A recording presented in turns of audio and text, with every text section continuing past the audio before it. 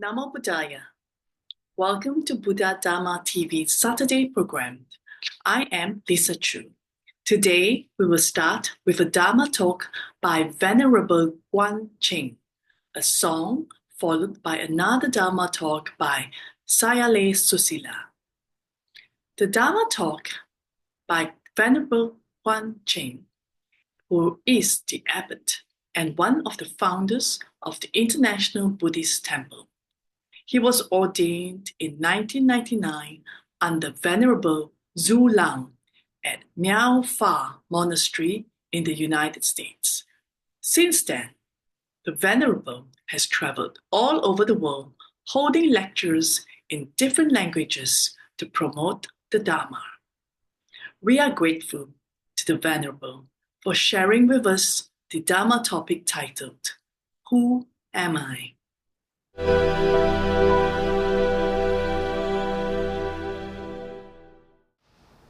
You look at yourself the first thing in the morning, but do you know yourself?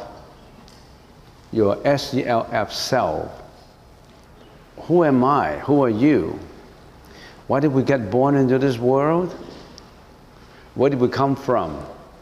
Before we were born, where did we come from? Did we just come out from the mom's womb and that's about it? Is that the beginning?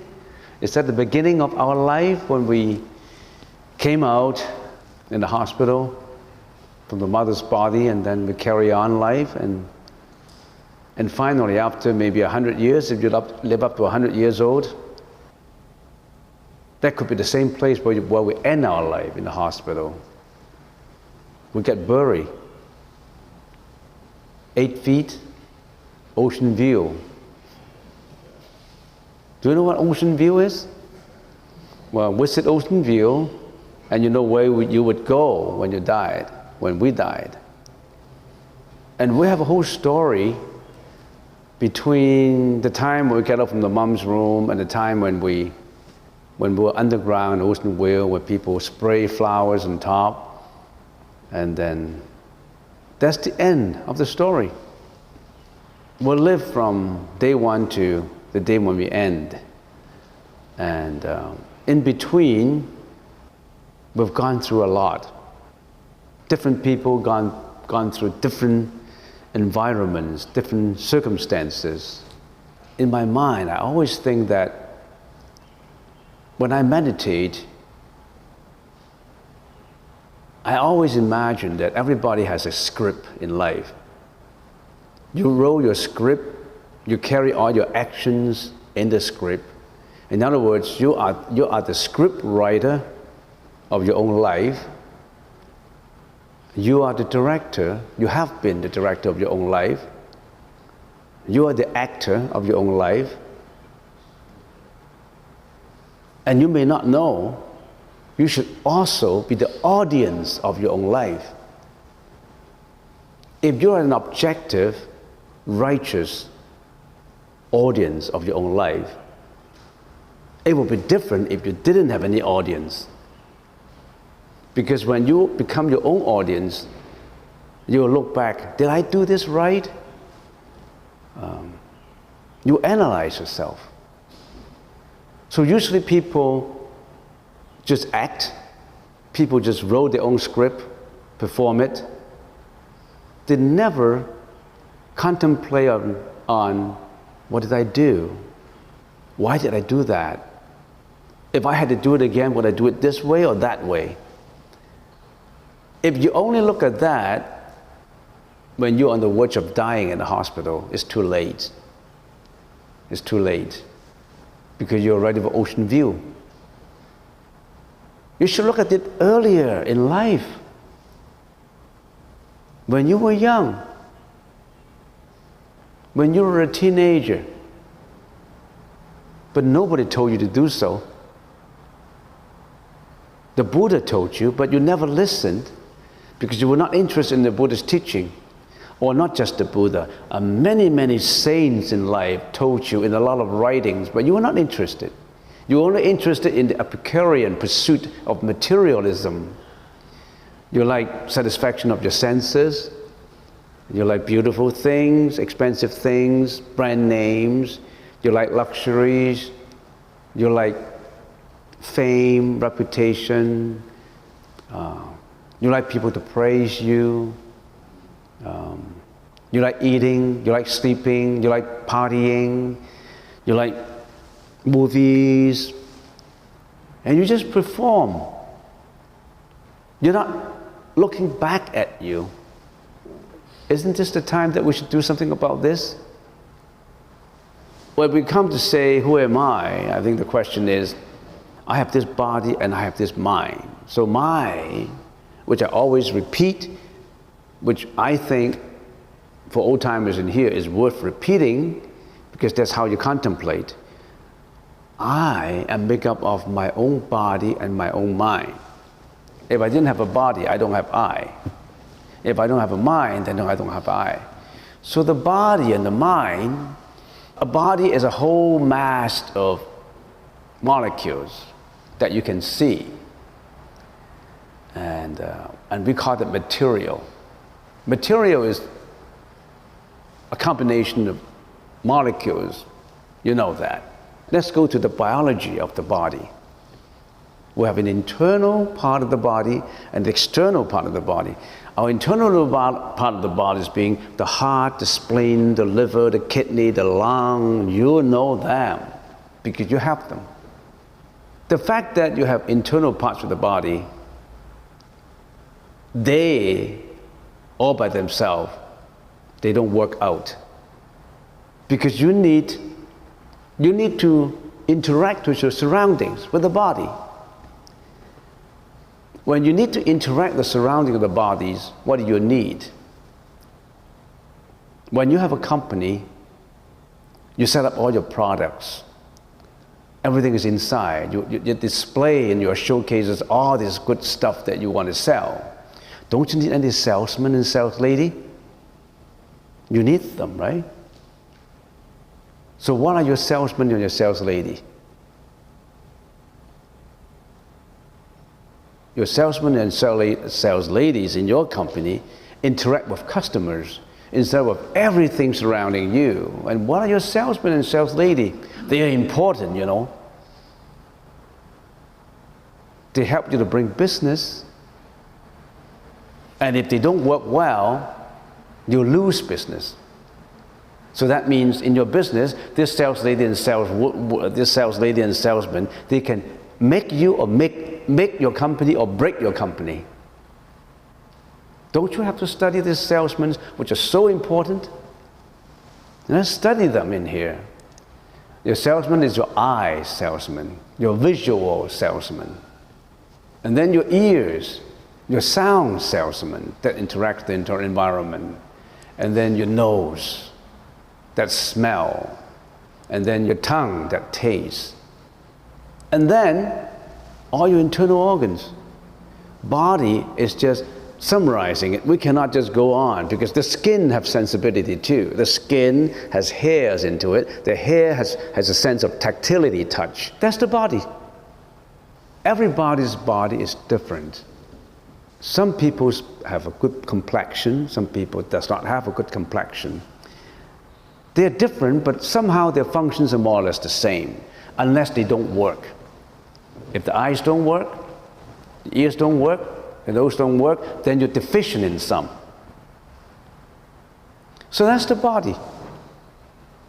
And your body correspondingly interact to different environments. Your eyes cannot see sound, right? Your eyes can only see material. Anything that is a solidification of masses is material. And then we have the ears that listen to sound, which is a conglomeration of frequencies and vibrations. And then you have the nose, which interact with frequency. And then you have your tongue that interact with taste. Why do I need to tell you all this? You know. The Buddha told me all this, told us all this. The Buddhists get into details of who am I, who we are.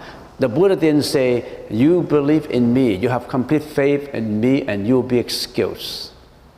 Your sin will be washed away as long as you believe in me. The Buddha said, analyze. Analyze everything in life. Analyze yourself. Do not just build up a blind faith and stubbornly believe in it. You have to understand why you believe in it. So Buddhism is teaching that say, analysis, not just blind belief in faith. So that's what the body is all about. If you know yourself, then you know others. Then there will be no conflict. So the mind, your mind interacts to everything. When we say everything, your mind interacts to visible things and invisible things too. In the sutra, which says there is 18 realms that we, as sentient beings, we attach to, we react to, and we stubbornly adhere to, or we get seduced by, enticed by them.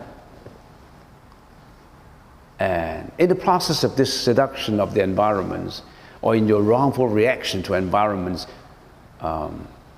your mind is the forerunner, your mind is the manager.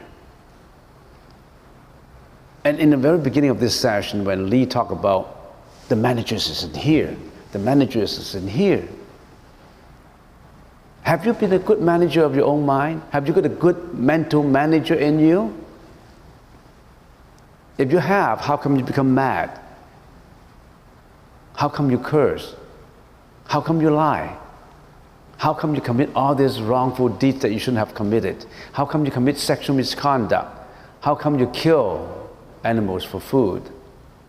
How come you become so selfish? Your manager should be the rightful manager that is flawless, that wouldn't inflict any pains on any others, that will only bring you calm and serenity. Now we talk about this material that relates to all the molecules, the biology. And all this perception, conception, volition, and consciousness relates to the mind, to the invisibility of you. If you memorize this, then in your meditation you can contemplate on it. That's what we call insightful meditation. Or that's what we call vipassana. Meditation has two parts to it, you know, the samatha and the vipassana. The samatha is just to get the concentration, because our mind has not been concentrating.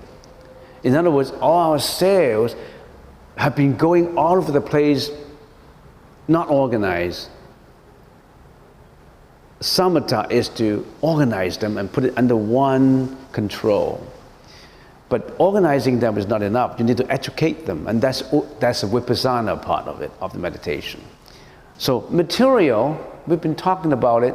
This material, of course, related to our body. This material also relates to all circumstances that are material, that our mind interact to. Because it's not just me, it's also you. You are a material. This is material. Everything is material. What is not material? So material, in a very restricted concept, is me or you, the body. But in a very wide sense, a comprehensive sense, is everything is material. Now how about perception? Conception, volition, and consciousness. Perception, sensory organs, contact environments. When your eyes see, your ears listen, your nose smell, your tongue taste, and all that, that means your sensory organs are interacting with the environments in all the circumstances. So that's what we call perception, we perceive. That's the first step. Our eyes see, our ears listened, that's the first step. But when you have already done that, when the sales lady have already done that, he's gone through a second stage, which is conceptualization. Conceptualization is when you see a column there, it's a column, it's a rough image of a column, but you still have to conceptualize it. What color is that? It's red, it's round, it's 20 feet. You have to assess it. You will automatically evaluate it. Just as a sales lady would automatically evaluate the customer this customer I can talk to more. This customer wants this kind of jewelry. This customer does not want that kind of jewelry. You would, when you're in the process of interaction, you assess, you analyze the customers, just as you assess and analyze all these things. As I always give an example, when a young man sees a beautiful woman, not just the image, he would assess. He would say, I loved it. It's a nice body. It's beautiful. Or sexually appealing. You assess it. You attach values to them. You evaluate them. And you don't know about it. When you evaluate, something comes out. You don't know about it. In sound, somebody said something wrong, cursed you. You assessed it, and you get mad. When you get mad, you yell back, you shout back, you kill, you hurt. Because you react to them. Not just responding, you react. When you react, you know there's a difference between reaction and response. Reaction is with emotions, and response somehow is more with rationality. That Buddha taught us to respond and not to react. Respond with rationality. You cannot help responding to things because you live. So that's conceptualization. You assess that from the memory of the past. You assess that from the expectation of your future. You assess that at the present situation. So you also assess with respect to the past, the present, and the future. That's what your mind do. Your eyes cannot assess past. Can your eyes see something happened 100 years ago or last year? Your ears cannot listen to yesterday's sound. But your mind can. Because your mind can dig out a file and say, this is good music. This is jazz. This is rap. This is classical. Because your mind, it goes back to the mind that assesses all these things, and you attach your original values to them. You stigmatize them. You discriminate them. Here comes a Chinese, this yellow guy. Here comes a black guy. Here comes something I hate. Here comes something I like. So your hatred, your liking, your evaluation, they're all biased according to your previous history. What have you got in your files? What did you get in your archive files of this past? All these biases in the file that you dug out. I only started about, say, I'm a teenager, I'm 15 years old, I'm 12, and how come I'm so biased? I didn't learn anything about bias. How come I automatically become biased? How come I automatically becomes attached to sexuality? How come automatically I like stealing, I like lying, I like cursing, I like alcoholic, I like intoxication? How come I like this? Because that's been in your files. And this file you build up not only for this life. You already have accumulated all your archives since many, many lifetimes ago. Why did a newborn baby, like certain things, love certain things, and hate certain things? Because it's already in his consciousness. So we've been building up files. And somebody's file has they have a very thick file, which help them to be more compassionate. They have a file of compassion. They have a file of loving kindness. They have a file of courtesy. They have a file of piano music. In this life, he's a genius. He's a prodigy. He's a child genius. Because that file is so thick. And what files have you got in yours? You know. So, this is conceptualization. And after you perceive them, you conceptualize them, what do? Basically, you express them in two ways. You express them into actions, or you express them into speech. And your actions and speech have three natures in them. One, just generalization, good action, good speech. Another, bad action, bad speech. Third, neutral, not good and not bad, which just for the purpose of summarizing. Of course, in between the good and the bad, there's a lot of, between the two extremes, there's a lot of fluctuations. If you use Excel, if you use a computer, maybe you can break them down and say, this is a little bit more anger and this is a little bit more kindness. But just for the sake of talking, there's two extremes, you fall into those two extremes. And if you express them into action, if these actions are not good, what are these actions? Just for the sake of summarization. You kill, you steal, you commit sexual misconduct. These are the actions, generally, right? And if you express these things into speech, what do? You curse, you lie, you tell a tale, you double tongue, you flatter, you know. These are the two expressions. And how about those that haven't been expressed? That's hidden as seeds in your consciousness, waiting to be sprouted. If the circumstances come, they sprout it into either good or bad. Not just bad, they also sprout into good. Not just weeds, they could be rhododendron, azalea, ivy, roses. So every morning when we look at the mirror, we say, this is me. I'm a combination of body and mind. If you know yourself, then you know others. If you know yourself, you know, oh, I have my archive files. I don't want to pull out my archive bad files. Can I pull out all my good files? Yes, you can.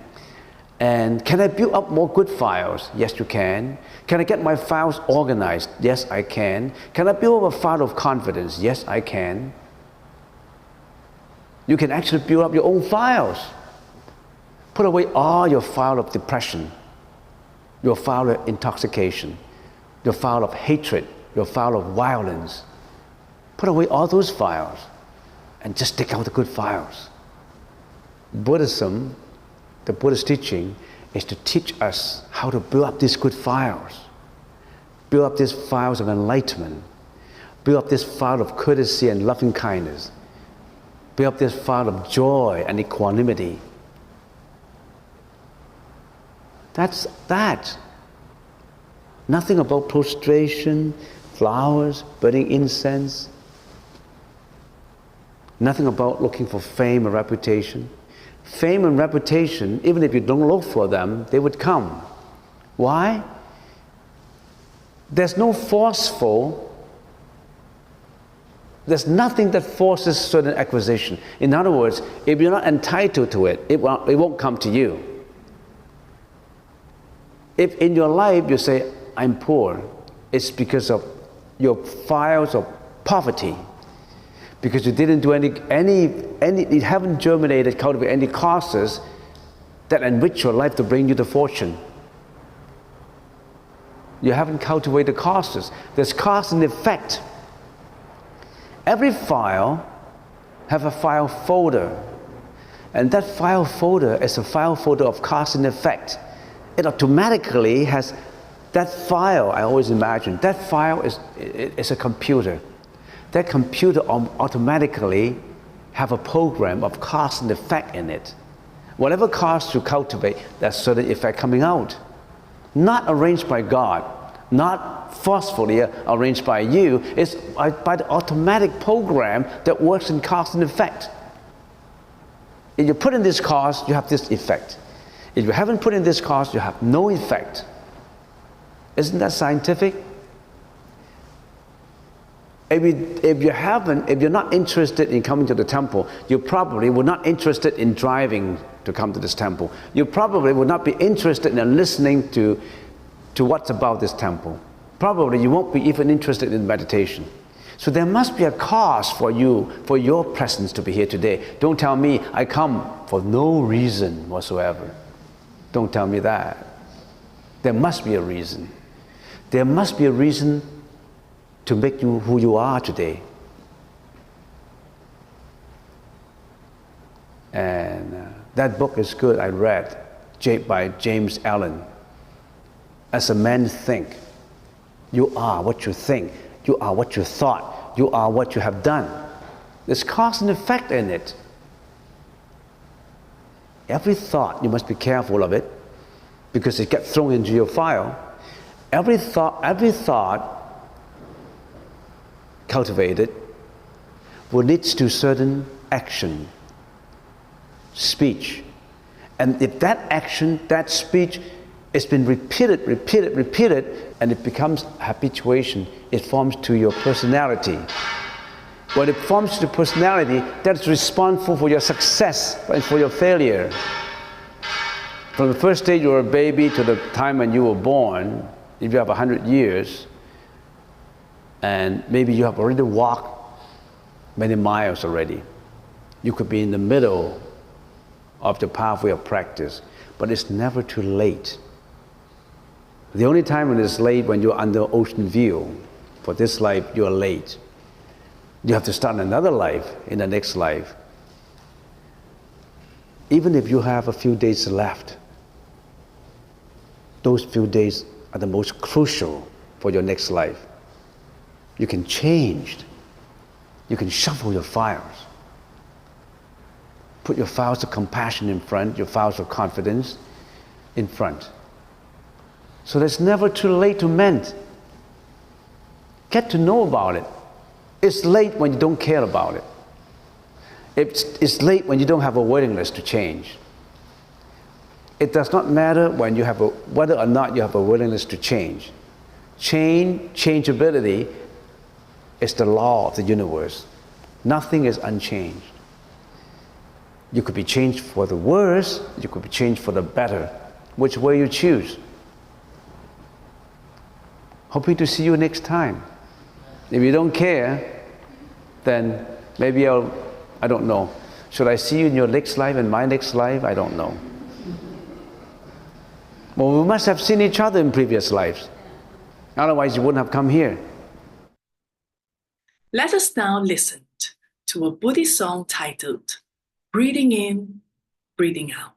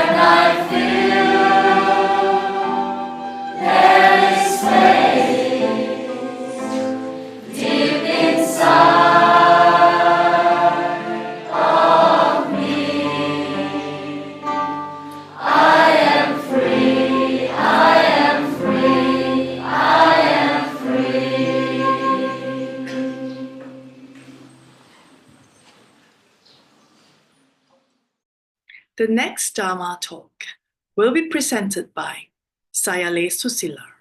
the founder and current abbess of Appamada Vihari Meditation Center in Penang, Malaysia.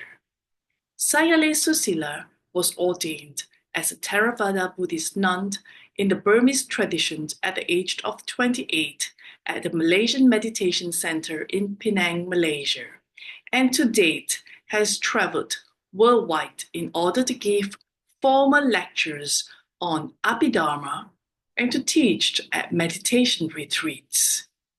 We respectfully welcome Sayadaw Susila, who will be presenting Part 1 of the Dharma talk titled The Power of the Mind.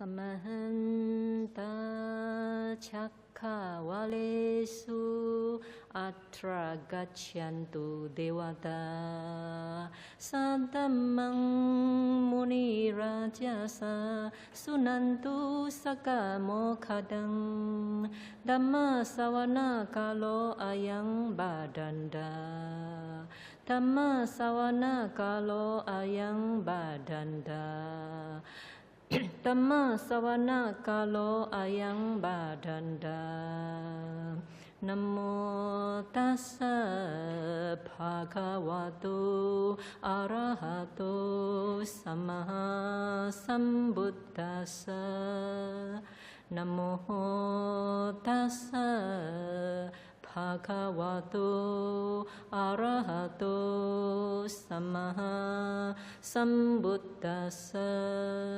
Namo Tassa Bhagavato Arahato Samma Sambuddhassa.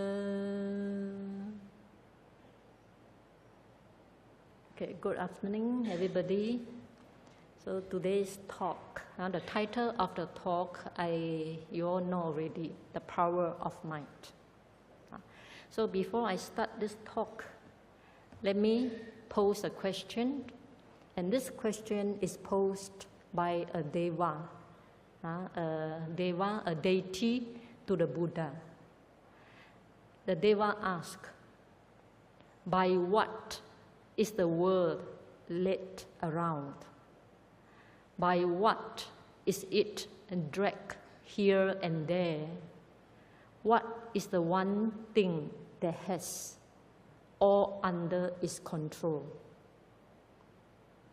And the Buddha answered, the world is led around by mind. By mind, it is dragged here and there. Mind is the one thing that has all under its control. So as a conclusion, mind leads the world. So mind is a powerful element that affects our whole being. However, the power of it is almost unknown.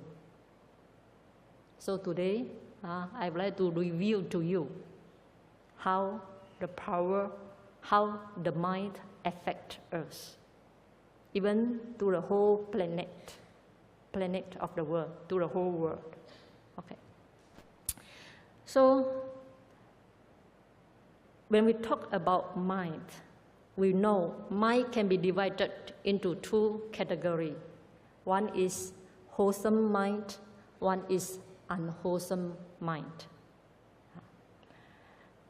And what is wholesome mind? Whatever mental state that is morally praiseworthy and productive of happy result is called wholesome mind. So this wholesome mind must be associated with good mental states like generosity, loving kindness, compassion, patience, and so on. Wisdom, concentration, faith, mindfulness, and so on. On the other hand, unwholesome mind, whatever state of mind that is morally blameworthy and productive of painful result is called unwholesome state of mind. And let us see first how the wholesome state of mind can protect us from the danger and harm that fall upon us.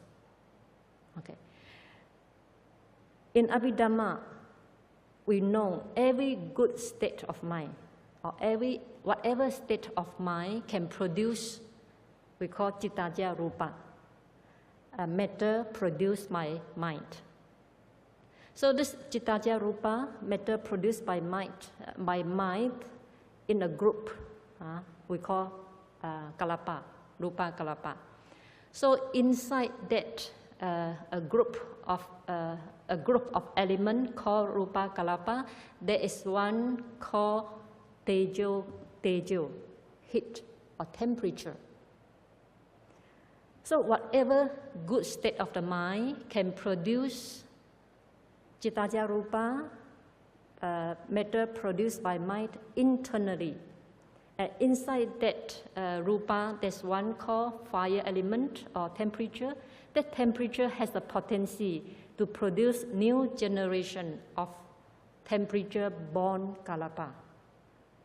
And this temperature-born kalapa can spread out outside the body, can generate more and produce one generation after another. And it can travel far, very far. So suppose you have a good intention or good mind, and that good mind can produce cittaja rupa, and that inside the cittaja rupa there's fire element that can produce rupa, can produce new generation of rupa kalapa, then travel fast. And that things that travel fast is called energy in easy understand language.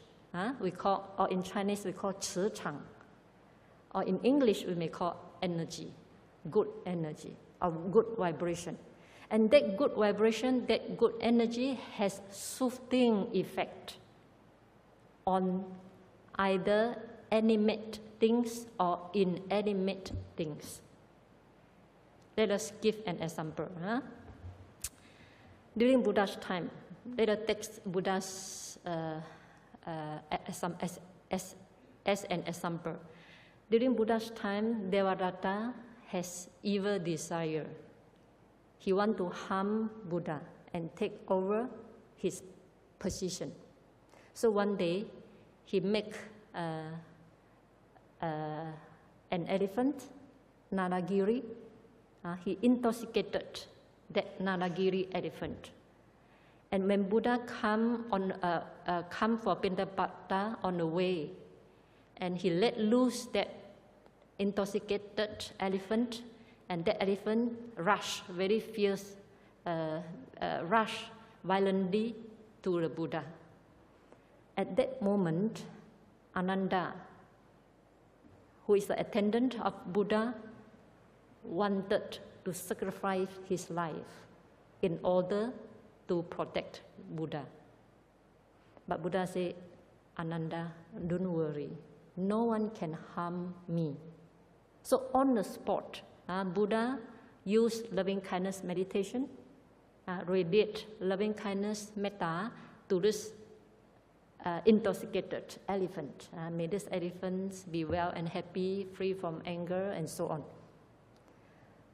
So his wholesome mental state associated with loving kindness produce mind, matter produced by mind. And inside that fire element also generate new generation one after another, and that energy, that vibration come out from his body and create a very wholesome vibration that has soothing effect on that intoxicated elephant. And that elephant, when he come near to the Buddha and change his behavior change and become from aggressiveness become soft and he kneeled down in front of the Buddha, as though paying respect to the Buddha.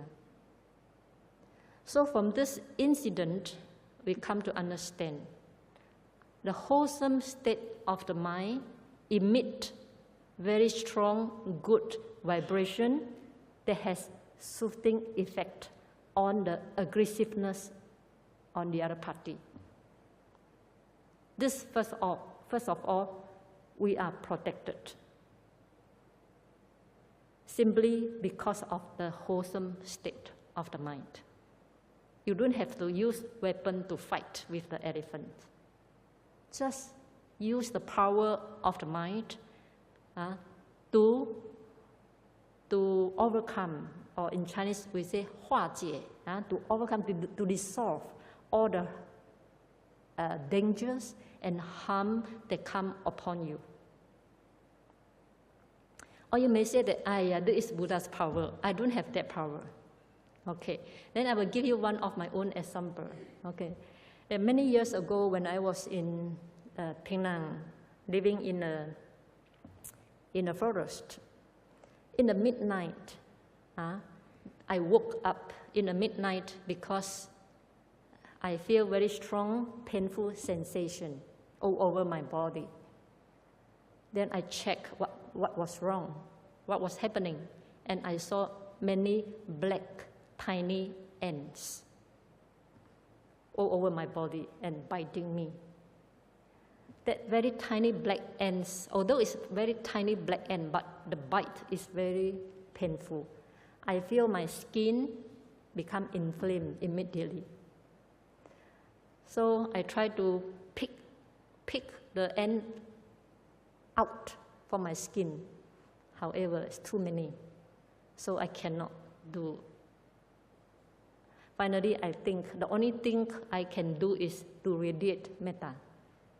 So I sit up and send metta to these black ants, black tiny ants. May all these black ants be free from anger. May they be well and happy again and again. I think about 3 minutes. Amazingly, the black ants stopped biting me, except one or two who are slow receiver from my metta.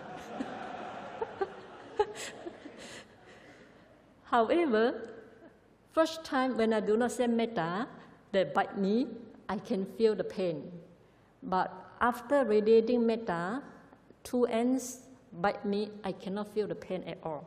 I know there's a biting, but there's no painful sensation. Why? Because the mind is in wholesome state.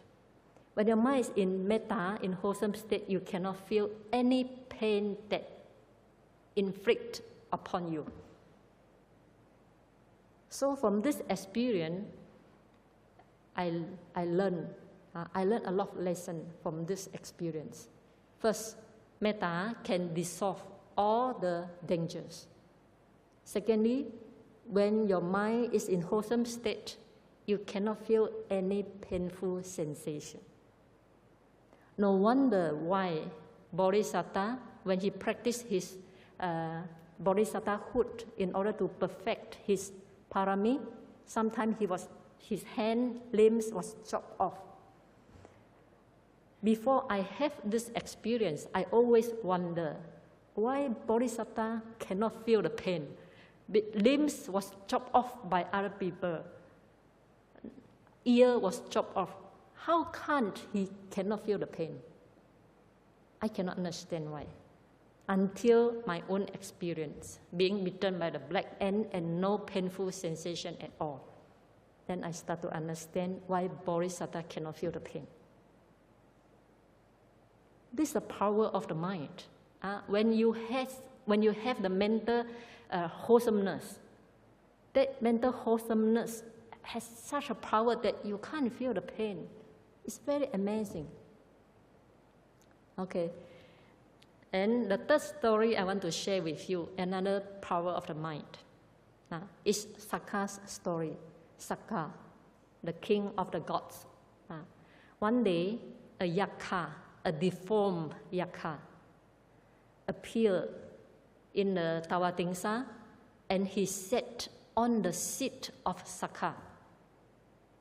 And all the devas in the Tavatimsa get very offended and get very annoyed by his behavior, and they try to find fault in him by telling some angry words, abusing that deformed Yakka. But the more the Deva find fault in the Yakka, deformed Yakka, the more handsome the deformed Yakka becomes. So all this Deva was very stunned, scratching their head. What's wrong? What happened? The more we find fault in him, the more handsome he turns out. The more handsome he becomes. So they relate this story, this episode to Yakka. It's very amazing. So they tell the whole story to the king of the gods, the Yakka. And the Sakka. And the Sakka said that this Yakka must be anger-eating Yakka. Anger-eating Yakka means that you get angry with him, he eats your anger, he becomes more and more handsome, more and more strong. Okay. Then the Deva said that, the Sakka said that, okay, let me deal with him. So he wears his upper robe and go in front of him and kneel down one of his knee on the floor and put his palm together, like pay respect to this Yakka, which is much lower than his position. Then Sakka said that, I am Lord of God, I am Sakka. He called his name for 3 times. So with Sakka's patience and humbleness, he behaved very humble to those who are more inferior to him, not superior to him. So with this power of the mind, the power of the humbleness and the power of patience, and declare his name to the deformed Yakka, and this Yakka suddenly becomes smaller and smaller, become more and more deformed, smaller and smaller, until he disappears on a seat. So Sakka, by using the power of the mind, the power of wholesome mind, subdued the anger-eating Yakka. Therefore, we should not we should not underestimate the power of the mind, especially the wholesomeness of the mind. Okay. Another wholesome state of the mind, like compassion, karuna. The compassion or karuna has healing power in our own body, which we do not know. Many of us very concerned about how meditation can kill my body, can cure my body. This is very common question people ask. Therefore, today I also want to share with you how compassion meditation, even no need meditation, just a thought of compassion that arouses in your mind can immediately create a healing power in your body and heal your sickness. I experienced this many times in my life. I can simply take one example. There's one day I was in Los Angeles conducting a retreat. In the midnight, I have acute pain under my abdomen, lower abdomen. It's such an acute pain. I scream because it's so painful. So I have to scream in order to lessen my pain. Although I also note impermanent, but it looks so permanent. Then I say non-self, but I myself also get affected. So these 2 ways not applicable. So finally I changed another way, compassion. So I use my hand, put on the location where I feel so painful. Then I radiate loving compassion to all beings. I say that, may all beings be free from the acute pain I now endure. May all beings be free from the acute pain I now experience.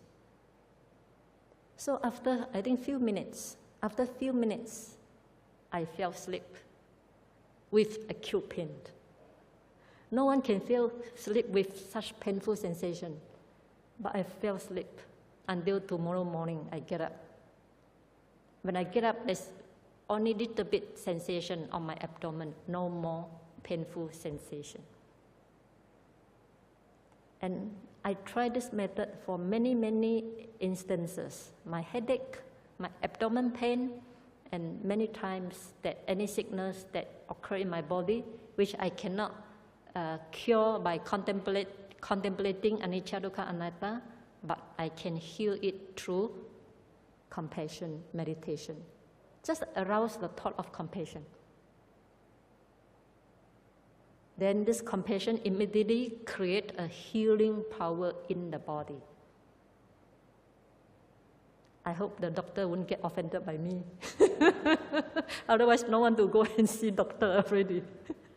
Okay, so you can try it. We all have this power of the mind. Unfortunately, we do not have confidence in ourselves. Therefore, the power of the mind is not fully manifest. It's not fully manifesting. Okay. This is the wholesome side of the mind. Let us talk about a little bit the unwholesome state of the mind. When we call it unwholesome state, because it's morally blameworthy and productive of painful result. And what are the unwholesome state of mind? The state of mind associated with anger, greed, jealousy, conceit, wrong view, stinginess, and so on. Okay. And before I give you further story to enhance your understanding, let me talk about the force of attraction. The force of attraction. One day, Buddha saw Venerable Sariputta was walking back and forth with a group of monks. And he also saw Venerable Mahamoggallana was walking back and forth with a group of monks. Similarly, Venerable Mahakassapa also was walking back and forth with a group of monks. And finally, he also saw Venerable Devadatta was walking back and forth with a group of monks. And Buddha said very important words. He said that it's by way of elements that beings come together and unite. By same element, beings come together and unite. This is called the force of attraction. The same element come together. Then Buddha said that those follow Venerable Sariputta are of great wisdom. Therefore, they are attracted to Venerable Sariputta, who is foremost in wisdom. And those who incline, their element incline to psychic power, all of them will follow Venerable Mahamoggallana. Same element will stay together. And finally, Buddha said, those who follow Devadatta all have evil wishes. This is how the same element make being come together and unite. and I call it the force of attraction. So when your mind has, they say, when our mind has anger, when anger arises in our mind, and this anger will emit energy. As I say, we call first emit Chittaja Rupa, the Rupa produced by mind, and inside that Kalapa, there's also Tejo, fire element. That fire element will produce new generation out of the body, again and again, and this can travel far, travel very far. So if they say the anger that arises in our mind will emit that vibration, since it's anger, therefore it emits anger energy. And that anger energy will attract another anger energy to come close to you. Because same element will come together and unite, right? For example, my own example, okay? That's many years ago, almost 15 years ago. One day, when I was arguing with my fellow practitioner over an issue, so both of us engaged in this argument, and my mind get very annoyed and very irritated, agitated. At the time, I do not know how to contemplate my agitation as impermanent, as not a self, as cause and effect. I do not know how to contemplate this way. So, with the anger in my mind, and I left the place and went back to my own dwelling place through the back gate. There's a back gate. So when I entered into the gate, there was a dog lying there.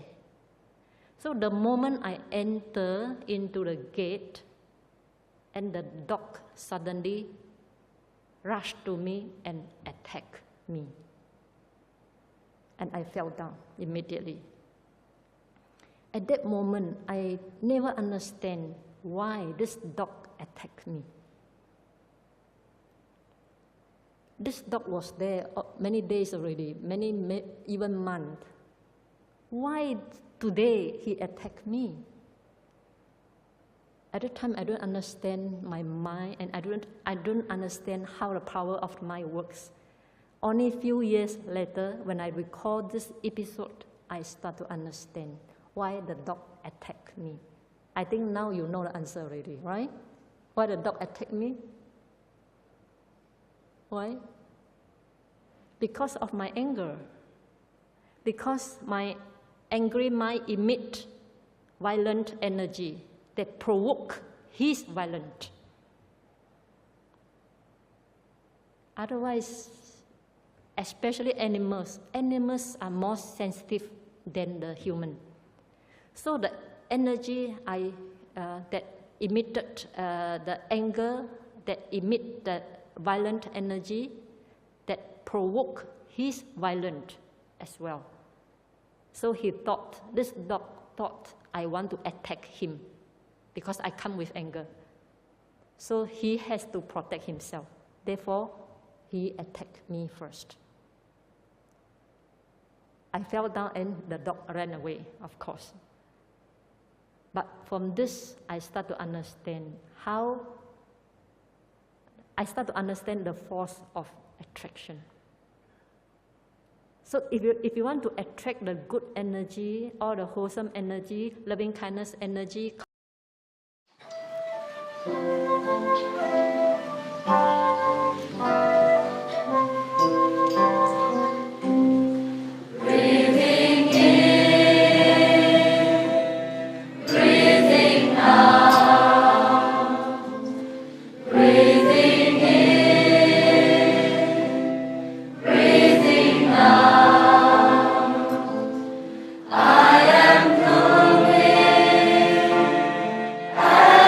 Flower